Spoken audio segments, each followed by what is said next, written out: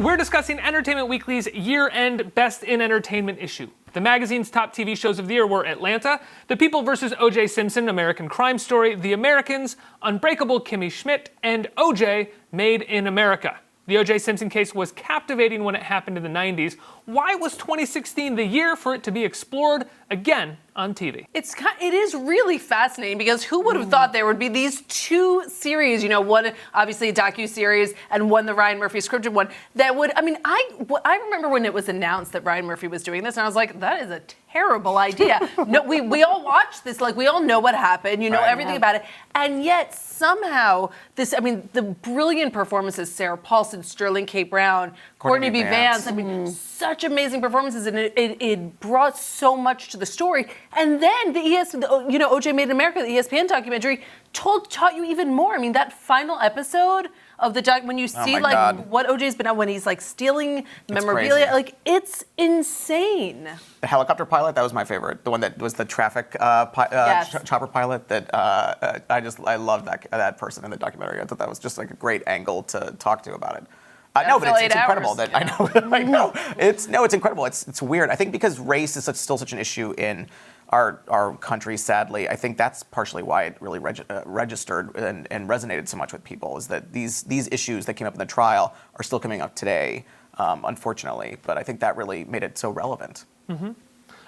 Do you think Ryan Murphy will make an American Crime Story season about the 2016 election in 20 years? I can't even think about that. I don't even want to. I would love his take on the set of characters. Who's Sarah Paulson going to play? Hills. She'll play HRC. Yes. She's totally No, HRC. I don't think Sarah Paulson wants that. I think she wants a more layered character. Maybe. I think she would take Kellyanne Conway. Oh, she'd be a good Kellyanne That's Conway. good. That's a good one. Yeah, that's good. Who could be HRC though? Felicity Huffman. Ooh, very nice. Full of Half already, haven't you? I'm actually writing the script right now, guys. That's a good one. Dear Ryan, I have ideas. I like that. The great series Atlanta is the first show, or one of the first shows, to have an all-black writing staff. We're seeing Hollywood make some progress in terms of diversity. What other things do you think need to happen to address this sort of long-standing diversity problem in the entertainment industry?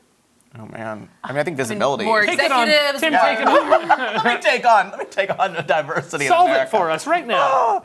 Wow. I think more executives that are of color, Who's of greenlighting minority. the show? Yeah. Who's developing the few. show? Who's running the production companies? It has to be. Who's directing the shows also? This is a problem, as far as diversity goes with women too. The number of women directing shows is ridiculously low, and you have a season of a high-profile show like Game of Thrones, and last season not one woman director.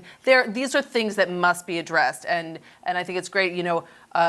Atlanta is a brilliant show. It was one of my favorite shows this year. Mm-hmm. I think Donald Glover is an absolute talent and just brilliant, and did something so great. I loved every episode of the season. I think Atlanta does a lot. What Atlanta does great is a lot of what Moonlight did great, which is a story. It's a story about Black Americans, but it's not simply about that. Yes, it's a totally. story. Absolutely. It's a story that takes place within Black America. It's not intentional. It's not trying to preach. It's not trying to. It doesn't feel like somebody, like a white observer, trying to tell that story. Exactly. It feels lived in. But I also think that part of, I would even just take race out of the conversation when you talk about Atlanta in some ways, because it is just Donald Glover had this specific weird vision. Mm-hmm. And given that we're in a world where there are, 150 new shows every year, he got the platform to tell his story. Yeah. And that's what's so cool about that show and about TV to me right now, that people are getting the chance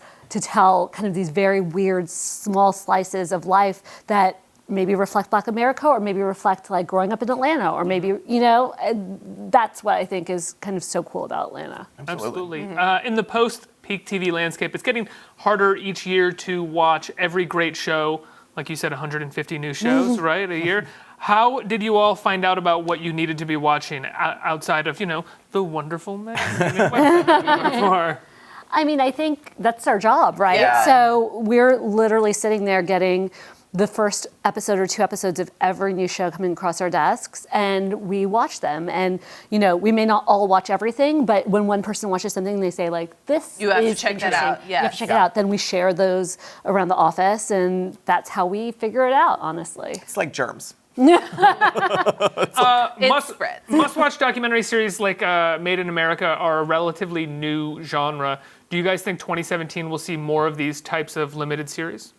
Absolutely. Yes. Oh, totally. I mean, Yeah. I think it's just yes, absolutely. I think Making a Murderer 2, I think, really started a whole Yes. trend, Right. and I think the OJ documentary is just propelled that even And the further And we'll forward. see. And the We're going to Jinx. see a lot more true Yeah. crime. Also, A lot more true crime too with American Crime Story. It's so strange to me that people are acting like true crime is a new thing. I mean, yeah. I think we're talking about maybe like serious, like prestige true crime, Yes. but Yeah. true Yes. crime has been a staple of television Yeah. for Yeah, decades. it's Hello, like basic Lifetime. cable. Yeah. I know, hello, Lifetime Yeah. movies. Totally. There's an entire channel, ID Discovery, that is Yeah. based off of producing episodes of true crime. Yeah, that is an Insomniac's best friend. It is the best show, Yeah. or the best channel. Did you guys have a personal favorite show that didn't quite make the list this year? I mean, my show was on the list, but it wasn't as high as I would have wanted it to be, which was Better Things. that Also on FX, premiered the same week as Atlanta. Pamela Adlon's, again, like similar to Atlanta, it is Yep. one person's vision, it's one person's story, and she did it with Louis C.K. I think it was the greatest show. I mean, I loved every second. It's very rare. I think we all watch so much on DVR and on playback, and we're constantly watching different things. That was appointment television for me. I watched that when it was on, and it blew me away every week. For me, my show is Game of Thrones. Yeah. I think that this season of Game of Thrones it got bigger in production values and smaller in terms of scope and the characters, and it just really clicked. Not knowing what was going to happen because it outstripped the books was just such a great watch every week. I thought that they made some really smart moves with the characters, moving the chess pieces kind of around Westeros. I loved it. Mine was Stranger Things. I love the Goonies is my favorite movie of all time, and they captured that energy in a way that was so special and unique. And that cast is like just the best, I think. And I just love that show so much. Tim was the first person ever on that. Well, Mitha was actually the first Oh, person you- ever. yeah, Mitha you- told me that I would love it, and then we Like the tried flu. to. It was Yes, like the flu. yes. Like the and Stranger then Things you flu. told me it literally spread right down the line, and that was a great pop culture touchstone this year. Yeah. I would say. Yeah. It truly seemed that like within That's a week true. of that coming out, Yeah, everyone loves every Stranger single Things. person you knew was binging it, Yeah. and it's so exciting when you had that was like Empire season 1. It was Yeah. like it's Yeah. not that common to have that kind of moment in pop culture, No, and Stranger totally. Things was definitely that. What were your guys' least favorite shows besides Fuller House? Ooh, oh Fuller God. House. Well, I don't like The Ranch. I think The Ranch is terrible with Ashton Kutcher. That's probably. I did not like Westworld. Ooh. And I know that's an unpopular Provocative. opinion, yeah. But I just feel like it thought it was way better than it was. I was kind of offended a by little it at pretentious. times, and the other times I was just like, okay, like let's not pretend that you're the amazing show you think you are. Yeah. A lot of naked people sitting on things. A lot of chairs. A lot of dirty butts. A lot Yeah. of dirty butts. Dirty butts. I wouldn't say it was the worst, but I was disappointed by the season of Mr. Robot. It just wasn't what it wasn't what season 1 was. It wasn't what I was hoping for. The twists were not, they undercut kind of what I liked about the show. It was such a bummer, right? Yeah. When you come Yeah. off of a great A season great first 1. season. For me, Stranger Things. Wow, Get out of controversial. here. Get out You of did here. not catch your flu. Defend yourself. I did not. I watched the whole thing. I did not appreciate the nostalgia that it had. Were you alive There was in the too 80s? much Are you going an on in American? the world at that moment that I was like, I don't want to nostalgize the 80s. This is crazy what's happening. Why is everybody wrapped up in nostalgia right now? Well, I don't know. And I also didn't think it captured those movies in that era. Oh my God, I Get loved it out of this so multicolored room. much.